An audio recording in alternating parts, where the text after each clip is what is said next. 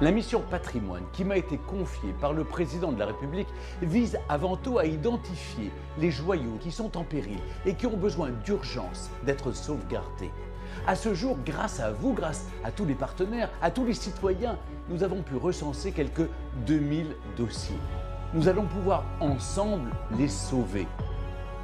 Mobilisons-nous ensemble pour sauver ces trésors de notre patrimoine. Le patrimoine, c'est pas le patrimoine de l'État, c'est notre patrimoine.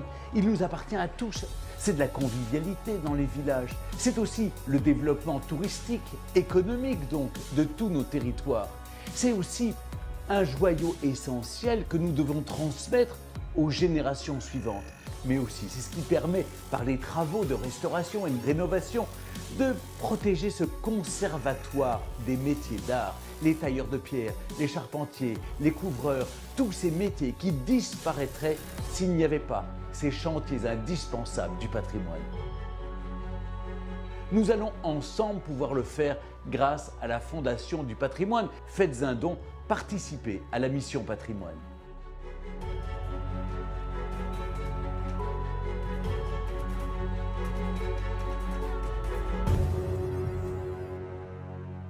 Merci Stéphane de sauver le patrimoine français. Voici ma CV, mon RIB, mon compte Lydia et mon compte Paypal. Je te remercie, je vais de ce pas donner de l'argent pour restaurer le village de Pilou-Plage. Non? Comment ça, non? Je n'ai pas besoin, dis-tu? Je dois juste acheter un nombre incalculable de tickets à gratter à hauteur de 15 €, dont seulement 20% reviendront au patrimoine français, alors que le reste ira directement dans les poches de la Française des Jeux ou des gagnants en grattage. Parfait! Comme ça, non seulement je deviendrai accro au jeu, perdrai mon emploi à cause des dettes et obligerai mon chat à finir dans la rue. Excuse-moi Stéphane, cela rappelle quelques traumatismes d'enfance et je me sens étrangement attiré. Quitte à ruiner ma vie et à rendre mon chat SDF, on va voir un peu pour quelle raison.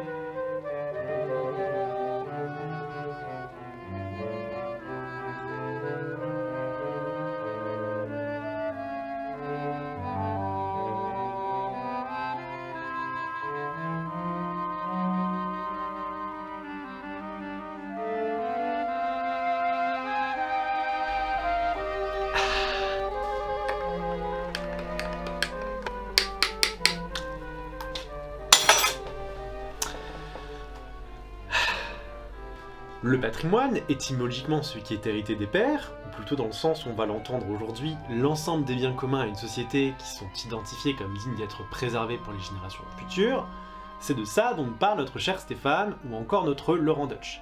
Ils aiment notamment nous en parler sur les grands médias, enfin surtout sur TF1. Lorsqu'on le regarde de plus près l'actualité et les campagnes organisées par les différents acteurs publics, il semble être omniprésent ce patrimoine. D'aucuns diraient qu'il y a un tout patrimoine, une inflation du patrimoine.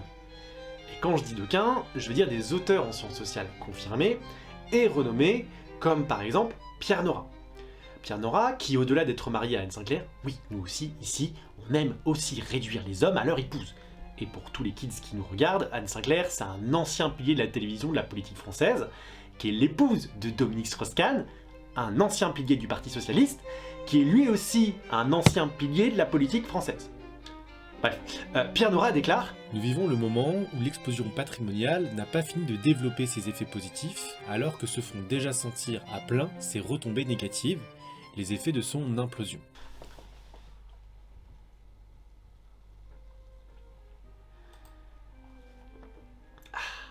Ces d'aucuns, vous l'aurez compris, n'approuvent que très peu cette inflation du patrimoine.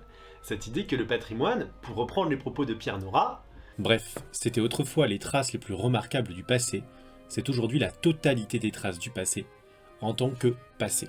En d'autres termes, on est passé de ça à ça. Et ce glissement du sens du mot patrimoine, cet élargissement de la notion et son utilisation par de très nombreux acteurs publics pour faire du marketing territorial fait débat. Schématiquement, les enjeux du débat peuvent se résumer en deux camps. Ceux et celles qui sont pour le tout patrimoine, qui avancent comme premier argument qu'il n'y a pas de hiérarchie entre les différents éléments culturels. Ils sont dignes d'être patrimonialisés de la même façon que cela soit une ferme, une danse ou une mine. Tout comme un monument historique remarquable. Ces éléments sont tous porteurs d'une histoire, l'histoire d'une société et d'un territoire. Deuxième argument avancé, c'est l'idée que le patrimoine est un outil du développement économique, puisqu'il permet de faire du marketing territorial. Le patrimoine devient alors un argument de vente d'un territoire pour le dynamiser ou le redynamiser. A l'inverse, ceux et celles qui sont contre le tout patrimoine, leur premier argument, c'est qu'il ne faut pas tout patrimonialiser. Il faut donc que la sélection des éléments du patrimoine soit plus exigeante, sinon il y aura une perte de la valeur morale, symbolique et économique du patrimoine. Le discours est donc plus conservateur. Deuxième argument inventé par ces parties prenantes d'un patrimoine plus restreint, la patrimonialisation doit s'effectuer autour d'éléments porteurs de valeur morale et esthétique plus élevés que les autres. C'est donc une vision plus élitiste du patrimoine. Quoi qu'il en soit, il y a un constat à faire, et il est d'ailleurs fait par Nathalie Henrich, qu'il y a bien une inflation patrimoniale. Certes, elle n'invente pas l'expression, mais elle en fait l'objet de son analyse dans la Fabrique du patrimoine, de la cathédrale à la petite cuillère. Elle explique cette prolifération du patrimoine principalement par trois raisons. La première, c'est l'extension chronologique du patrimoine. Des œuvres contemporaines peuvent être de nos jours conservées. La deuxième, c'est une extension topographique du patrimoine. La mise en place de secteurs urbains totalement sauvegardés. Et enfin, une extension catégorielle, le fait qu'il y ait des nouveaux objets qui soient dignes de rentrer dans le patrimoine. Enfin, la question qui est au cœur du patrimoine est celle du choix, des critères qui président à la validation d'un objet comme partie du patrimoine. Pourquoi un objet du patrimoine est choisi en lieu et place d'un autre? Quels sont les critères sélectionnés pour choisir un objet du patrimoine? Et comme il y a une sélection de ce qui est du domaine du patrimoine, il y a un usage du patrimoine, une utilisation de ce dernier. Il n'est en rien un objet neutre, dénué de valeur et de message. Et comme toutes ces décisions proviennent de l'État, elles sont donc des décisions éminemment politiques. Ah non, j'ai pas envie de parler de politique, moi. Le patrimoine, c'est la culture, dude. C'est tout, c'est la France. C'est pas parce qu'il y a du patrimoine partout que c'est forcément politique. J'ai pas envie de parler maintenant de ça, c'est dimanche. Alors déjà t'es poli, tu me coupes pas la parole comme ça, hein. Et ensuite, c'est pas une insulte politique, c'est pas un problème ce terme. Dans son acceptation restreinte, le politique c'est tout ce qui est relatif à l'État, tout ce qui est relatif aux affaires de l'État, et à la conduite de ces dernières. Le politique c'est aussi celui, et encore à l'heure actuelle majoritairement celui, qui conduit ces affaires. Par extension, la politique est devenue l'art, la discipline des gestions des affaires de l'État. C'est ce que étudient en partie les sciences politiques à l'heure actuelle. L'origine du terme, elle est latine, elle vient de politicus, qui signifie relatif au gouvernement des États. Ce terme de politicus provient lui-même de politikos, donc du grec ancien, qui signifie citoyen, ou qui concerne les citoyens populaires, ou qui concerne l'État public. Certes, mais là, c'est dimanche. Je suis tranquillement en train de prendre mon café, j'ai pas envie de parler de politique. Quand je commande un vin de vin rouge, ou un morceau de camembert à une terrasse d'un café, c'est du patrimoine français. Et pourtant, c'est pas du politique. Déjà que je dois faire gaffe à ce que je bois comme type de vin, et prendre du vin écologique, c'est déjà bien assez chiant comme ça. Bon, déjà, spoiler alerte, consommer écologique ou biologique, c'est en soi un acte politique, puisque cela relève d'un choix conscient qui s'oppose, à quelques raccourcis et vaches près, au système productiviste et capitaliste. Ouais, mais vraiment, c'est autre chose à faire que d'analyser tout ça. Quand je vais le week-end au musée de la gendarmerie avec mamie Raymonde et papy Giuseppe, c'est pour voir ma famille, c'est pour la communauté, c'est pour la convivialité, c'est pour partager des moments. Déjà que je dois me farder les grands-parents, la seule chose que je veux, c'est voir quelques symboles de l'identité française, faire plaisir à mamie et retourner kicker sur Hades. Alors on va pas revenir sur le musée de la gendarmerie et ses goûts un peu trop perturbants pour moi. Par contre, le fait même que tu estimes que l'identité française et ce qui la définit n'est pas politique, c'est un problème. Ça permet à des célébrités, à des personnages médiatiques, d'avoir un discours politique déguisé sous le nom d'apolitisme. Et justement, le patrimoine, c'est très pratique pour ça. C'est le cas par exemple de Stéphane Bern. Mais non, pas Stéphane, il est sympa, mamie l'adore, il parle des rois et des reines de France. Stéphane, il estime que le patrimoine, c'est pas une identité hystérisée. Sous-entendu, ainsi qu'il y a une identité hystérique, c'est-à-dire incontrôlable et dans l'excès. En gros, il fait référence ici à tous les débats sur l'identité nationale, sur l'immigration et donc les fortes oppositions politiques qu'il y a autour. Non, non, non. Mais si, écoute. Ce matin est animateur télé et radio chargé d'une mission pour le patrimoine rural en péril. Tout à fait. Bonjour Stéphane Bern. Bonjour Léa, bonjour à tous. Merci d'être avec nous ce matin. Merci de Si je m'inviter. dis que vous êtes le monsieur vieille pierre d'Emmanuel Macron, ça vous va ou c'est Écoutez, réducteur? c'est pas insultant parce que quand les langues se taisent, les pierres parlent encore. Voilà. Alors pourquoi avoir accepté cette mission et pourquoi l'idée d'un loto pour sauver le patrimoine, c'est ce que vous organisez en septembre prochain. Pourquoi faire un loto alors que vous auriez pu, je sais pas, préconiser une hausse d'une taxe sur le patrimoine ou quelque chose? Alors déjà, je réponds à la première partie de la question, pourquoi avoir accepté? Quand vous passez votre vie à la télévision, partout dans les médias, à dire sauvez votre patrimoine, défendez le patrimoine, parce que c'est de la convivialité, c'est de l'identité qui n'est pas hystérisée, eh bien, je donnais l'exemple, je l'ai fait à Tiron-Gardet dans le Perche, et ensuite, eh bien, dans les émissions, j'ai dit faites ceci. Alors, autant quand l'État vient vous chercher en disant, eh bien, François Hollande avait commencé à le faire en me demandant de l'aider pour le remontage de la flèche de la basilique de Saint-Denis. Quand Emmanuel Macron m'a proposé cette mission, j'ai accepté parce que d'abord par patriotisme, quand vous aimez votre pays, vous avez envie de le servir. Non, non, non. Si.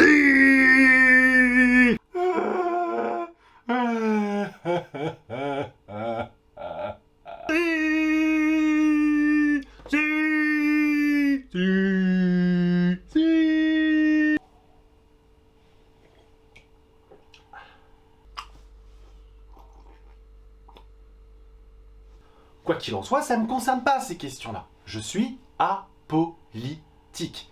J'ai pas envie de me poser ces questions-là. Lorsque je prends mon pot-au-feu et mon couscous familial, j'ai pas envie de me dire que c'est un acte politique. J'ai pas envie de me dire que je suis politique à ce moment-là.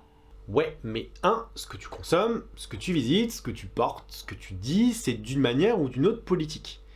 Et c'est pas un problème, je le répète. Et 2, t'es pas obligé d'analyser tout le temps. Juste être au courant et éclairé pour savoir ce que ça implique et quoi répondre à à moi quoi, à des comme moi, à cette autre partie de toi là qui est tout le temps réveillée, sous café et un peu vénère.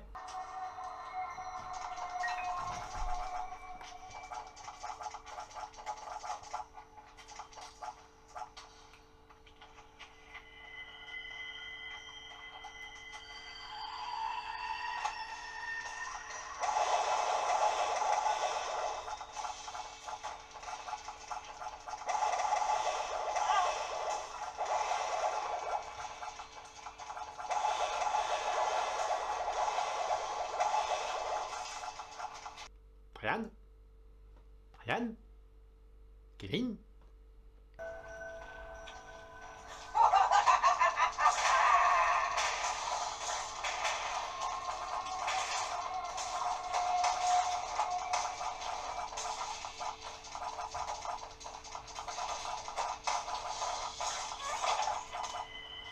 Hein?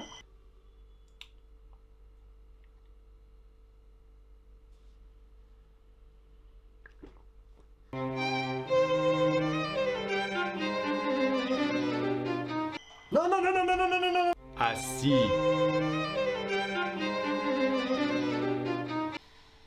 Je comprends pas pourquoi tu veux absolument parler de politique en fait. Moi, quand je visite un monument, quand je mange un repas ou quand je m'habille, c'est pas politique. Mais pourtant, c'est du patrimoine.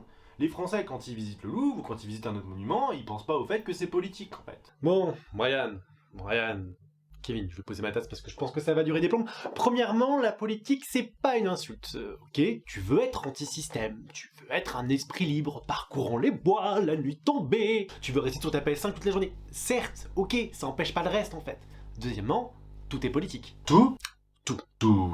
Waf waf. What? Oui, tout, même ton café, il est politique, même ton pull, il est politique. Des fois, il est politique de respirer, il est politique d'être en vie. D'ailleurs, Sophie, du blog Tout est politique, résume plus ou moins ce que je veux te dire, Ryan. Admettre que tout est politique, c'est dépasser la vision réduite du politique comme on l'entend dans le langage courant, c'est-à-dire le gouvernement, l'État, les élus, pour comprendre que la politique englobe tout ce qui fait vivre et perdurer la société actuelle.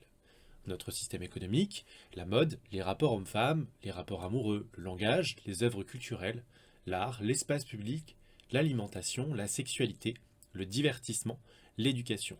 Tout est politique et tout mérite d'être questionné. Et pour le coup, je te l'ai déjà dit, le patrimoine, c'est éminemment politique. Je vais prendre l'exemple de Versailles pour te faire comprendre ce que je veux dire. Le château de Versailles est devenu en 1682 la résidence officielle de la cour royale française sous Louis XIV. Le château, dans un premier temps, a été construit par le père de Louis XIV, Louis XIII, de 1631 à 1634. Mais c'est sous Louis XIV que le château a été agrandi, à partir de 1655 et ce jusqu'en 1710, pour en faire le lieu officiel du pouvoir royal français, donc de l'État français. C'est notamment sous Louis XIV que le roi devient l'incarnation de l'État français et des sujets de l'État, donc le centre du pouvoir. Le château de Versailles représente donc l'État. Le pouvoir royal français quitta définitivement le château le 6 janvier 1789 sous la Révolution française. Ce départ est souhaité par les révolutionnaires pour plusieurs raisons. 1. Les révolutionnaires voulaient que le roi et sa cour soient dans Paris même, pour pouvoir avoir un contrôle physique sur eux. C'était d'ailleurs l'une des raisons qui avait poussé Louis XIV à déplacer la cour à Versailles. S'éloigner de Paris pour s'éloigner des parlements parisiens qui s'étaient opposés au pouvoir royal sous un passage de l'histoire française qu'on appelle la Fronde. Ok, maintenant que tu m'as raconté l'histoire de Versailles, 1. Ça sert plus à rien que j'aille au château. 2. Je vois pas pourquoi me parler de la monarchie, c'est du patrimoine. Ce qu'a représenté le lieu, ce qu'il a symbolisé et ce qu'il symbolise toujours est ici fondamental. Par exemple, sous la Révolution française, Versailles a été abandonné et une partie du mobilier a été vendue en 1793 et 1794. Et ce, afin de nourrir financièrement la nation, et surtout pour vendre symboliquement la royauté. A l'inverse, lorsque Napoléon Bonaparte passe au pouvoir, il décide en 1806 de remettre en état le Grand et le Petit Trianon, c'est-à-dire des parties de Versailles, et donc de remettre symboliquement en état un symbole du pouvoir monarchique. Certes, le lieu ne concentre plus le pouvoir à ce moment-là, mais il devient un symbole. Donc ce lieu devient, selon Christophe Paumian, un sémiophore. Ok, donc ça devient un symbole, mais le patrimoine c'est pas ça en fait. C'est le moment où on estime qu'un lieu est digne d'être vu, d'être transmis aux générations futures. Là c'est pas le cas. Le symbole et la patrimonialisation sont liés en fait. L'un des actes fondateurs dans la patrimonialisation de Versailles, c'est 1837, lorsque Louis-Philippe, roi des Français, décide d'installer à Versailles le musée d'histoire de France. Cette création du musée est donc une décision de l'État, qui estime que Versailles, en tant que sémiophore, c'est-à-dire lieu porteur de symboles, est digne à la fois d'être conservé par l'État, mais aussi d'être un lieu où est racontée l'histoire de France. Louis-Philippe engage Frédéric Neveu, un architecte de renom, pour installer dans les galeries du Nord et du Midi, les anciens lieux de vie des courtisans, la galerie des batailles, où sont peints à exposer 33 tableaux exposant les grandes victoires militaires de la France, en démarrant par Clovis et en finissant par le prédécesseur de Louis-Philippe.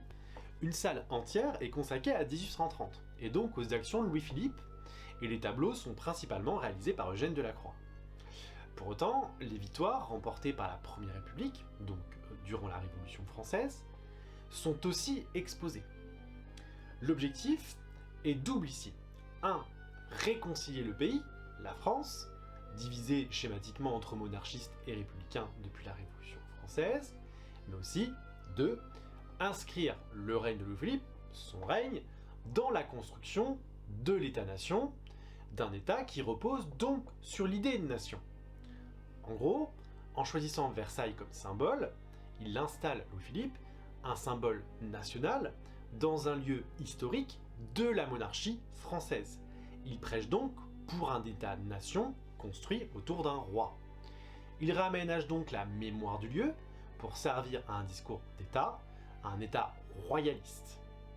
Versailles n'est plus seulement le lieu de la monarchie, il devient aussi celui de la nation. Et ça marche? Le jour de l'inauguration du musée, le 10 juin 1837, tout le gratin des Parisiens est invité et l'inauguration est un succès.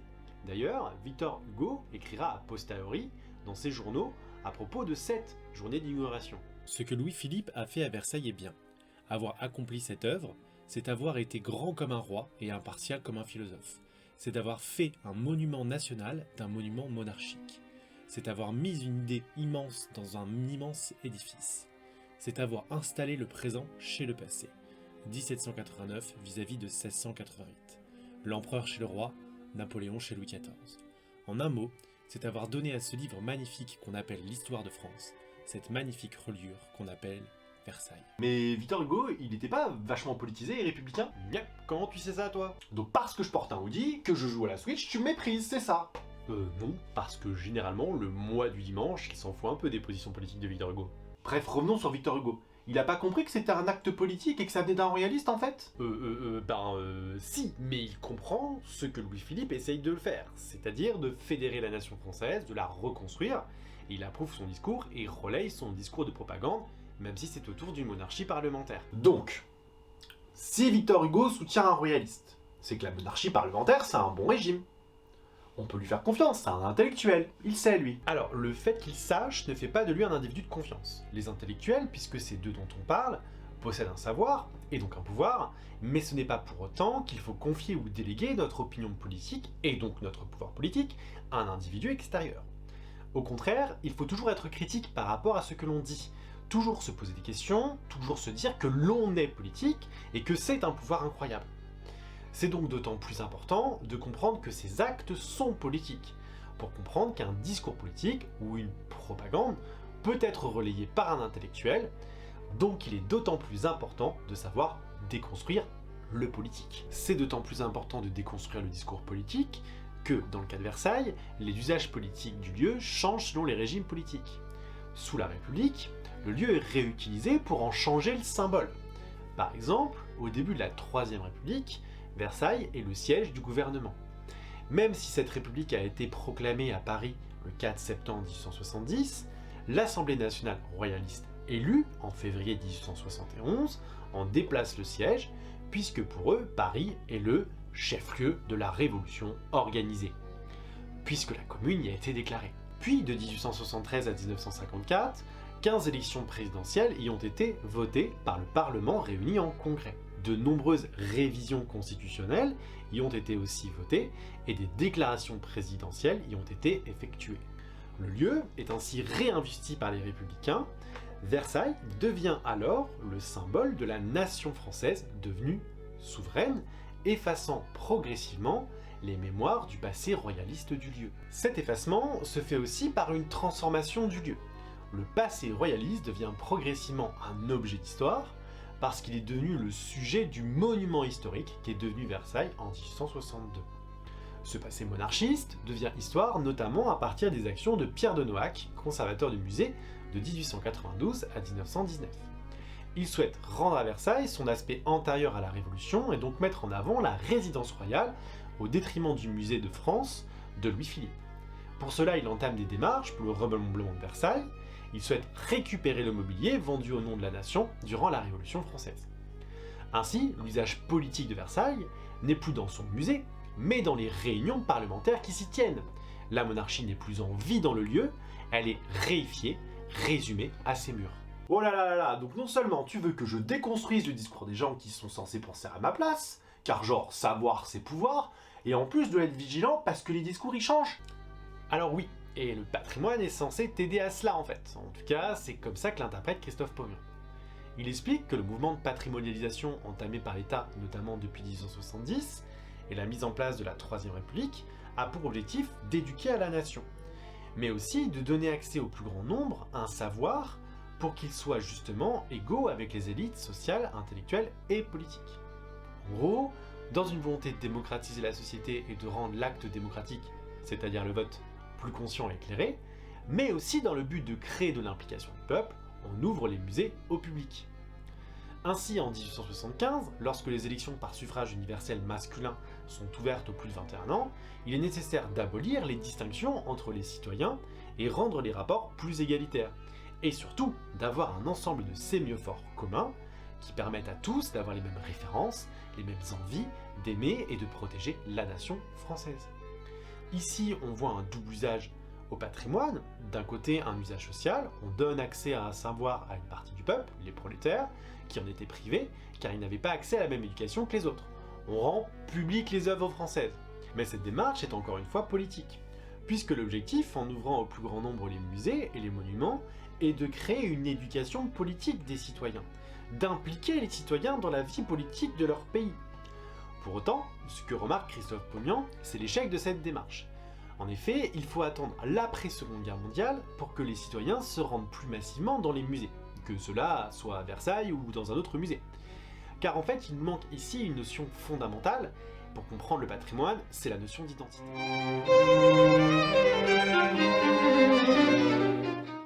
Oula, toi tu veux m'embarquer sur le débat sur l'identité ou l'identité nationale, c'est ça? Moi ça m'intéresse pas ce genre de débat. 1, parce que j'ai pas envie d'avoir de problème, et 2, parce que j'ai pas envie d'avoir de problème. Donc l'identité nationale, j'ai pas envie d'en parler. Je te rappelle aussi que depuis 1972, l'UNESCO a déclaré que le patrimoine c'était des biens communs de l'humanité. Donc ça appartient à tout le monde en fait. Oui, mais non en fait. Certes, l'UNESCO identifie et sélectionne des patrimoines comme patrimoine mondial de l'humanité. Mais le patrimoine mondial, c'est avant tout lié à la notion d'identité. L'identité, si on la définit, c'est ce qui nous est propre. Les caractères qui permettent de nous définir et nous distinguent des autres. Mais cette identité est une production collective. Donc si l'identité c'est personnel, pourquoi tu me dis que ça se construit de façon collective en fait? Bonne question, parce que l'identité en fait se définit en négatif de l'autre en quelque sorte. C'est en te confrontant à l'autre que tu sais qui tu es et donc qui tu n'es pas.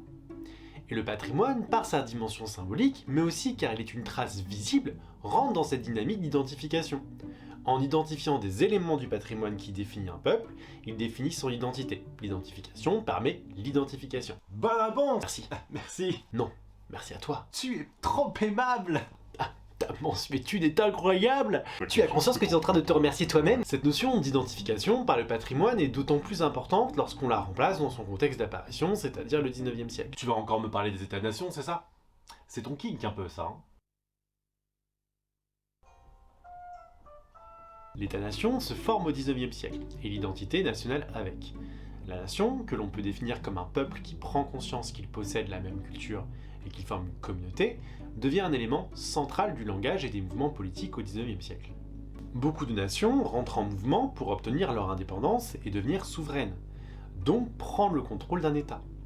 Et pour fédérer les peuples autour d'une même culture et pour construire le sentiment national, le patrimoine devient un élément fondamental, puisqu'il permet d'identifier les symboles qui correspondent à l'identité nationale. Christophe Paumian, dans Patrimoine et identité nationale, explique que l'une des façons de vivre l'identité nationale au XIXe siècle en France est notamment d'exclure les autres nations.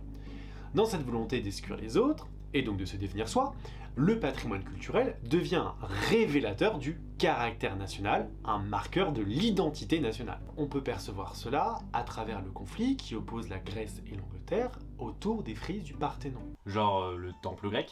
Oui, tu sais, ce monument sur l'acropole à Athènes, fondé en 447 jusqu'en 432, sous Périclès, et fondé avec l'argent de la Ligue de Délos durant l'apogée de la puissance athénienne, tu sais, ces colonnes, ces statues, ces métopes, sa frise sculptée sous la direction de Phidias, qui comporte plus de 375 personnages, 245 animaux et qui mesure 160 mètres de long pour 1 mètre de haut et qui représente la procession des Panathénées qui a lieu tous les 4 ans en l'honneur de la déesse Athéna.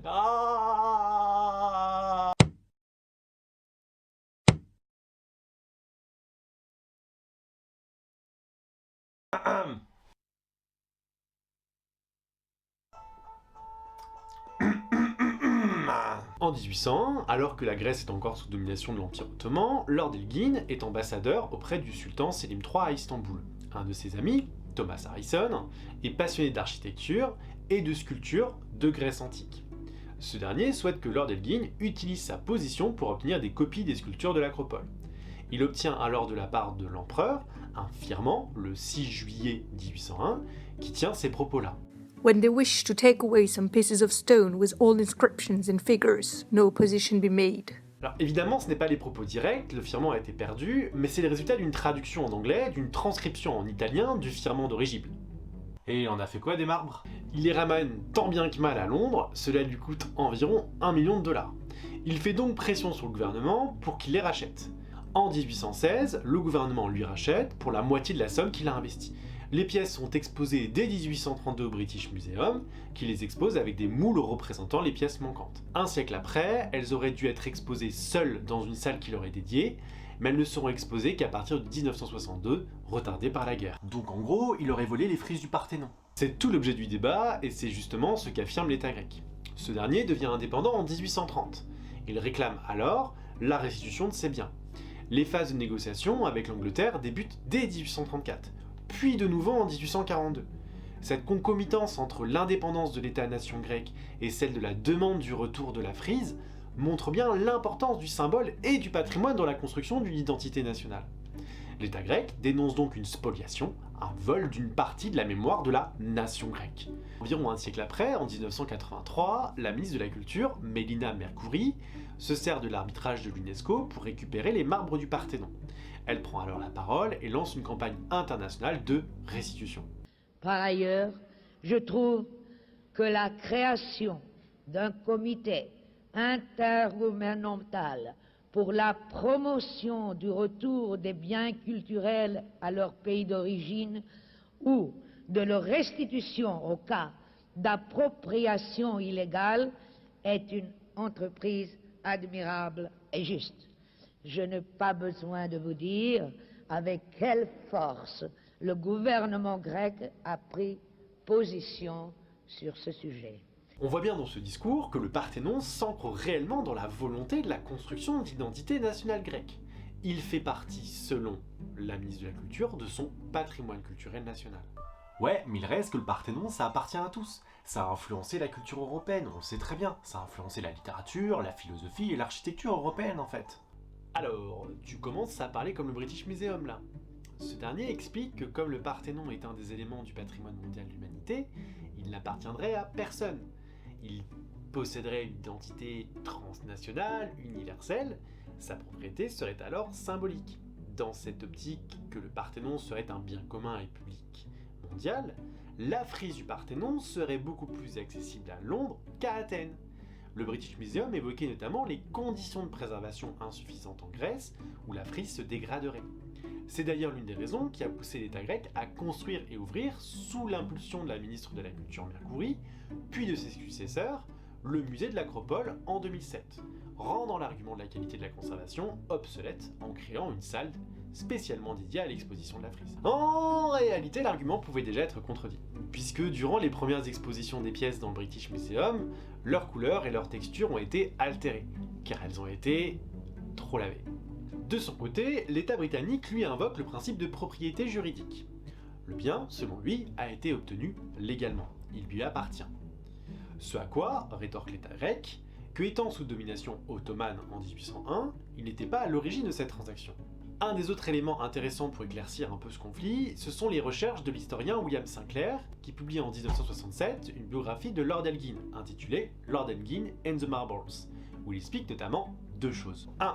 Que le firmament permettait certainement de prendre des pièces dans les sites de fouilles de l'Acropole non encore découvertes, pas de prélever des éléments à même le Parthénon. Et 2. Que Lord Elgin lui-même aurait reconnu devant le comité du Parlement de 1816 que son acte était probablement illégal.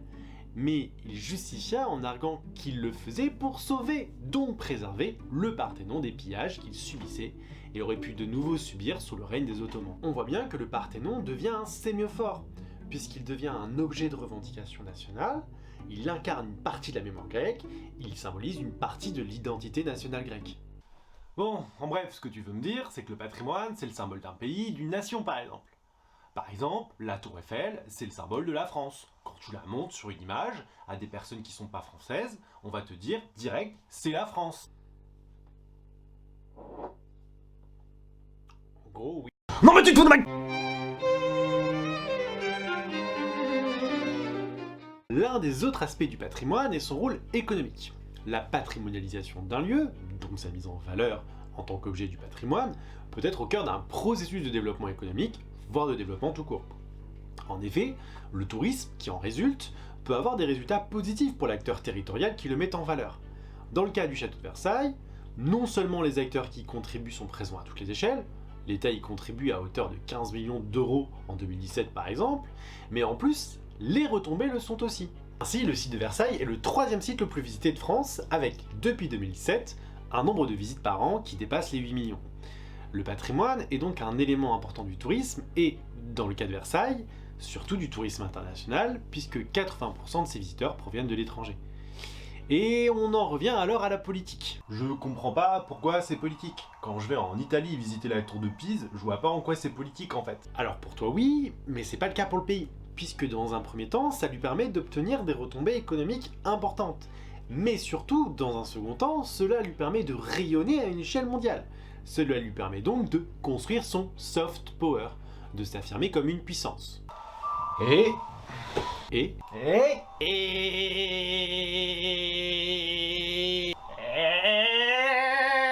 les éléments du patrimoine sont donc largement utilisés par les pouvoirs publics et privés pour se mettre en avant. Si on repart à Versailles, le château devient régulièrement un écrin de prestige pour exposer des œuvres d'art contemporaines, comme celles de Jeff Koons ou de Takashi Murakami par exemple. L'objectif est de faire le ramdam. Le buzz, pas le ramdam. L'objectif est de saucer Versailles, de lui donner le plus de visibilité et par conséquent de donner le plus de visibilité à la France, puisque ces artistes sont internationaux, et donc diffuser l'écrin de prestige partout dans le monde. Il en est de même pour les tournages qui sont réalisés à Versailles, et qui contribuent à diffuser l'image de la France partout dans le monde.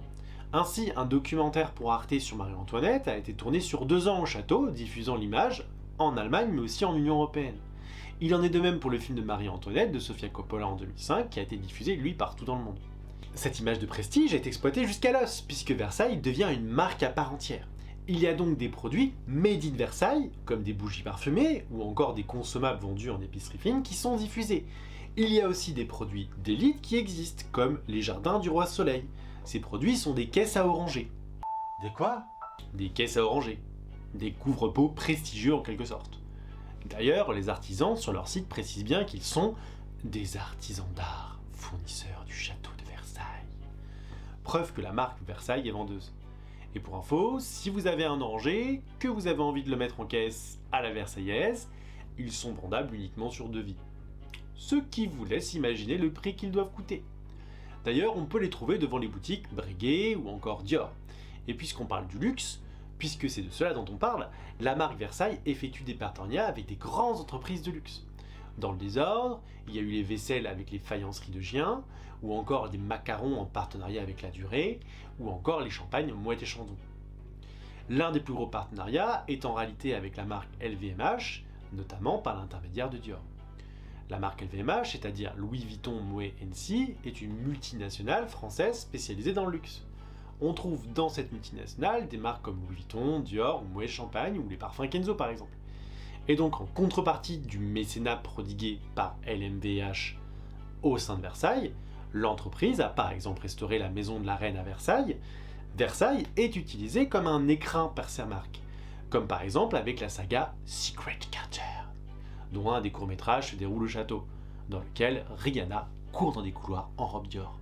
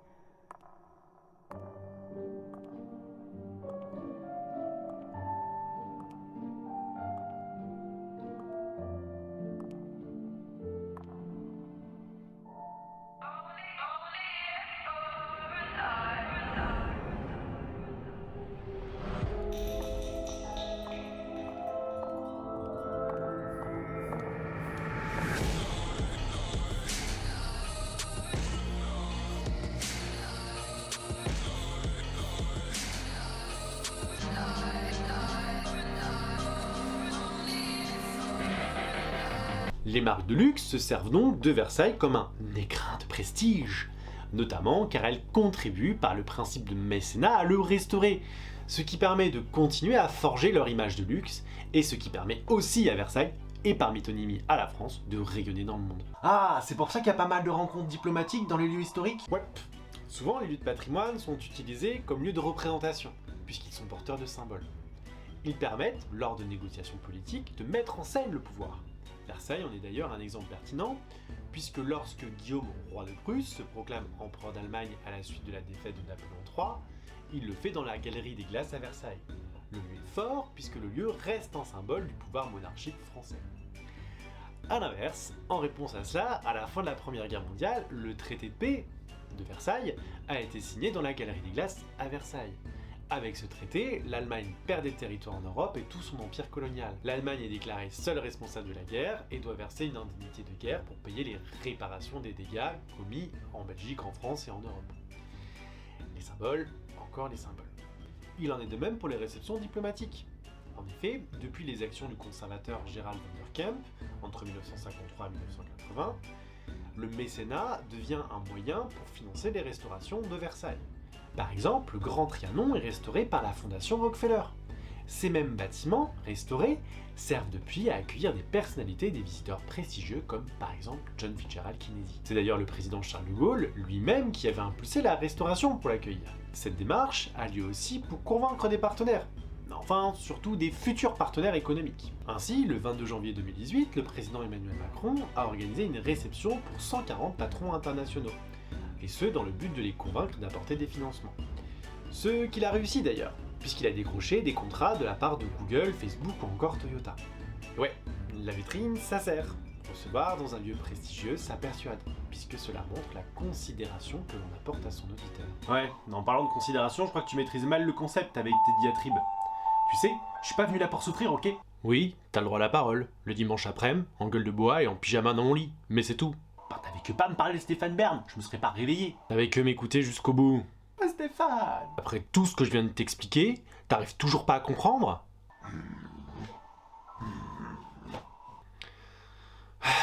En soi, j'ai rien contre Stéphane, je veux juste que même en loose day le dimanche, tu sois vigilant. Si on te demande de participer à une loterie nationale, ou si on te demande d'acheter des tickets à gratter pour sauver le patrimoine français, il faut peut-être se poser des questions. Et tu veux même pas entendre ma conclusion? Non?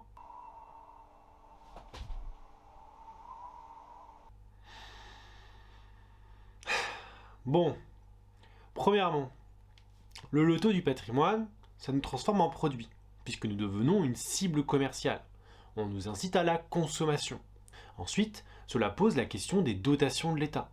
En effet, le fait de reporter sur les individus, donc le privé, le financement du patrimoine, peut laisser présager une baisse du budget de l'État dans les politiques de conservation. Et enfin, il ne faut pas oublier que le patrimoine est lié à l'identité nationale. Ce loto du patrimoine a été lancé par le président Emmanuel Macron en 2018, peu de temps après son élection, durant laquelle il s'est érigé en sauveur du pays et en réconciliateur de la nation face à Marine Le Pen. C'est d'ailleurs ce qui apparaît dans le discours d'inauguration du loto du patrimoine.